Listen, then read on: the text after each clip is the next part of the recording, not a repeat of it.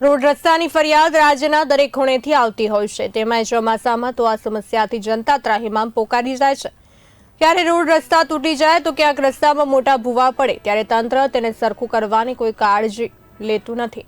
આવી અનેક ફરિયાદો આવતી હોય છે ત્યારે ભરૂચ નગરપાલિકાની પણ રસ્તામાં ખાડાને લઈને નગરજનોમાં રોષ જોવા મળી રહ્યો છે। આમોદ નેશનલ હાઈવે 64 થી દરબાર તરફ જતા રસ્તામાં કેટલાય દિવસથી ખાડો પડ્યો છે, પરંતુ તંત્ર આ પગલે કોઈ એક્શન ન લેતી હોવાની ફરિયાદ ઉઠી છે।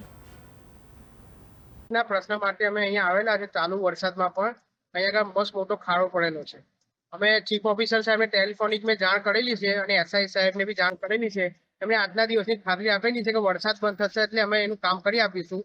હવે જોવા જેવું છે કે શું એ કામ કરે છે, કારણ કે વારંવાર રાહદારીઓને તકલીફ પડે છે કે ગાડીઓ અહીંયા ફસાય છે, તો શું મોટી દુર્ઘટના થાય એની રાહ જોવે છે તંત્ર।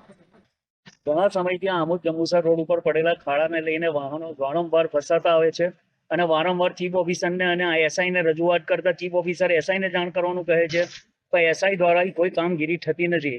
ગઈકાલે પણ અહીંયા આગળ 4 વ્હીલ ફસાયેલી હતી અને તેને ખૂબ મહેનત કરીને બહાર કાઢવી પડી હતી। આ રીતે અહીંયા ખાડો પુરાણ થતું નથી। હવે આજે અમે ફરી એકવાર રજૂઆત કરેલી છે।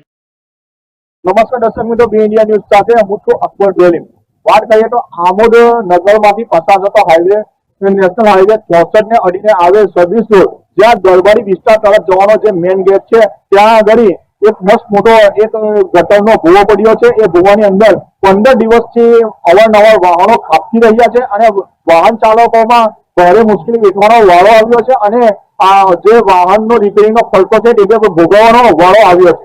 વારંવાર નગરપાલિકાની અંદર સોશિયલ મીડિયા અને મીડિયામાં આ જે ભૂવો પડ્યો છે તે બાબતે વારંવાર સમાચારો પ્રસારિત કરવામાં આવ્યા છે, પણ નગરપાલિકાના સત્તાધીશોનું એટલું પાણી હલતું નથી એવું નગરજનો આક્ષેપ કરી રહ્યા છે।